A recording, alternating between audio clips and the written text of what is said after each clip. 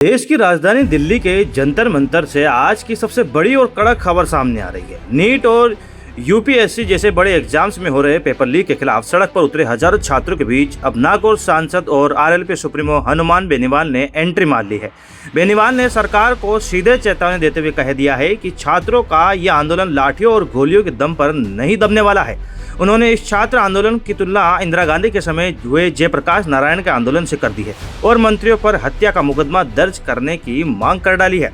आखिर जंतर मंतर पर बेनीवाल ने क्या क्या कहा और सोनम वांगचुक को लेकर क्या बड़ा बयान दिया है, चलिए देखते हैं। सबसे पहले जानिए कि जंतर मंतर पर पहुंचकर हनुमान बेनीवाल ने क्या माहौल बनाया।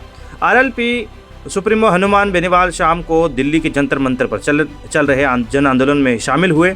छात्रों के बीच पहुंचते ही बेनीवाल ने साफ कर दिया है कि संविधान की व्यवस्था में जनता की आवाज को दबाया नहीं जा सकता और शांतिपूर्ण आंदोलन करना हर नागरिक का संवैधानिक अधिकार है।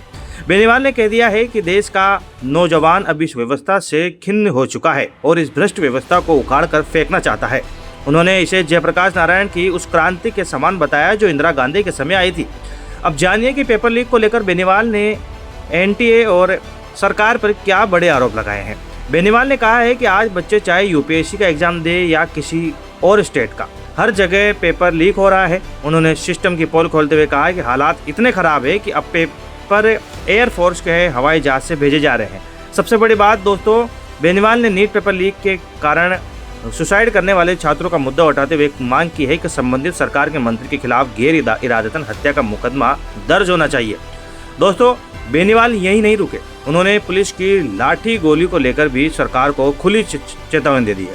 सांसद बेनीवाल ने मंच से हुंकार भरते हुए कहा कि लाठी गोली के दम पर छात्रों का ये आंदोलन नहीं दबेगा। उन्होंने साफ कर दिया है कि अगर छात्रों को लाठियां खानी पड़ी तो हम भी उनके साथ लाठियां खाएंगे। वैसे भी सरकार में इतना दम नहीं है कि वो लाठी चार्ज कर सके। इसके साथ ही उन्होंने सरकार से मांग की है कि वो अपनी हठधर्मिता छोड़कर सोनम वांगचुक से वार्ता करे और उन्हें शांतिपूर्वक मार्च करने दे। बेनीवाल ने ऐलान कर दिया है कि जनहित के मुद्दों पर संघर्ष कर रहे लोगों के साथ खड़ा होना उनका दायित्व है और वो पूरी मजबूती के साथ आवाज उठाते रहेंगे।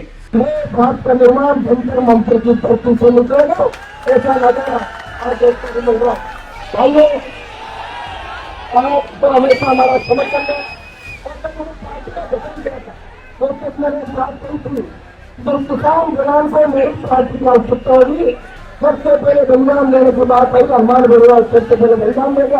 मैं आपको विश्वास रहता हूँ कि कोयला के लिए आज तक जितने भी आंदोलन किए वो सारे नौजवान और किसानों के लिए किए। और ये जो आंदोलन आप लोग कर रहे हो, ये किसानों जवानों तो मुश्किल घड़ी में अपने बच्चों को एग्जाम दिलवाता है।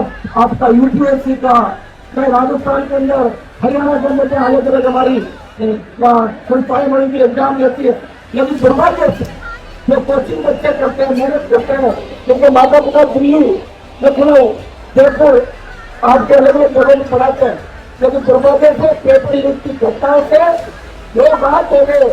अब लोगों का भरोसा उठता है व्यवस्था से, और जब भरोसा उठ जाता है तो एक नई क्रांति की शुरुआत होती है। भाइयों, उसको मौके को यही देखना कि कितना नफा होगा, कितना नुकसान होगा।